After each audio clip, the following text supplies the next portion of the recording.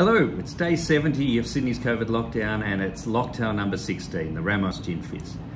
Now this is going to be a bit of a challenge to make, probably the first one that I'm a little bit nervous about. Invented in 1888 by Henry Ramos, this cocktail was so successful that in 1907 the Ramos brothers had to open a bigger bar. They were literally just having people come and order the Ramos Gin Fizz. And this was a drink that was incredibly successful in New Orleans all the way through to Prohibition. So I'm going to try and do Henry's original recipe as parted in the 1930s to a reporter and then published in cocktail books from then on. There's a lot of dispute about this recipe, but I'm going with the man's word and what he said the cocktail was. So first, a tablespoon of sugar. A lot of recipes call for sugar syrup, but I'm going with, as I said, Henry's original recipe. Then we've got 3 or 4 drops of orange flower or orange blossom water.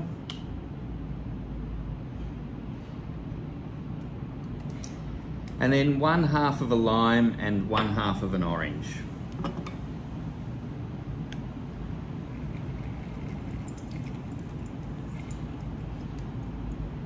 There's our half lime.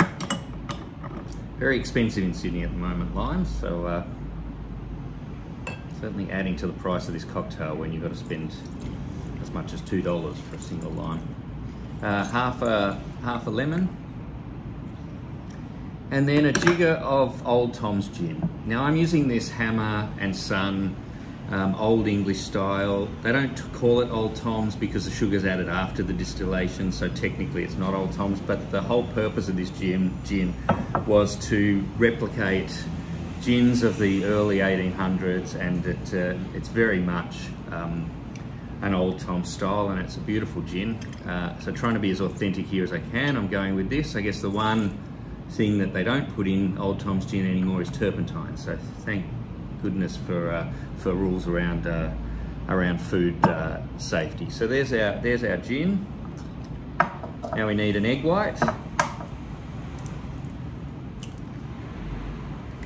This is a King Island pasteurized egg. Just, you know, given that we're using raw egg white here, I just wanted to go with something that not that there's much risk of salmonella from raw eggs, but pasteurized egg just to be safe.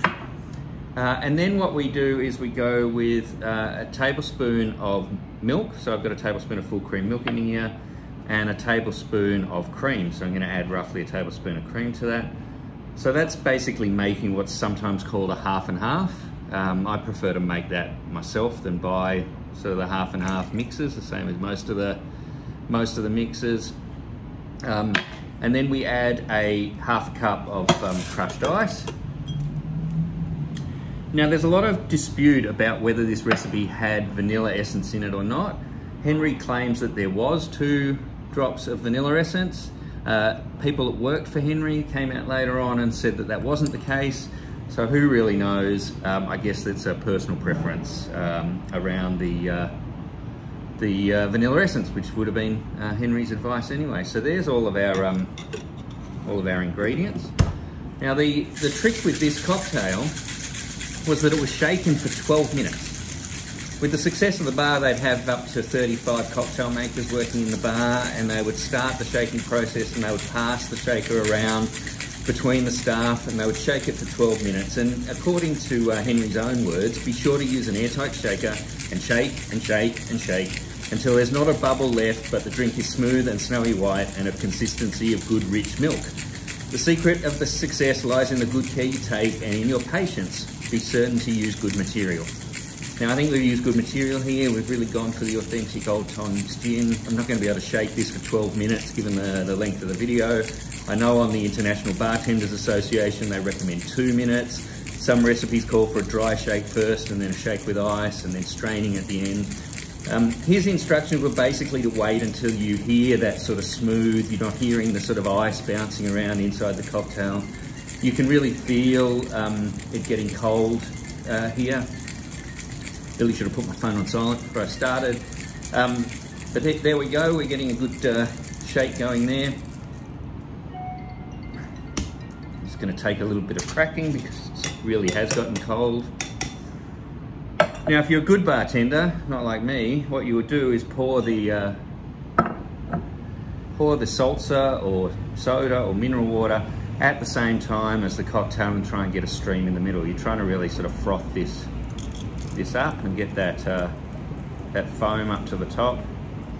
One of the things that you can do is put this in the fridge, leave a little bit of both, let the head sort of settle a little bit, get a little bit of firmness to it, and then add the residual cocktail and a little bit of mineral water and just push that up the glass. Traditionally, this would have been in a highball glass. I'm just using a large tumbler to hold it for me today. And this is, cream cocktails really in my stomach aren't the best of friends, generally speaking, so I haven't had a lot of Ramos Gin Fizz, so let's see if I can do this cocktail justice. Tastes like an alcoholic spider. You can taste a little bit of that orange water in there. I think the vanilla is a good addition. It just adds a little bit of extra sweetness to it. Very good on an early spring day like this where the temperature's really warm. Anyway, Sydney once again set a record, 1,400 COVID cases today. Hopefully you can all enjoy the weather and we can get out of this together, but almost the weekend, so why don't you go and make yourself a cocktail, and why not make it a Ramos Gin Fizz? See you for the next one. Cheers.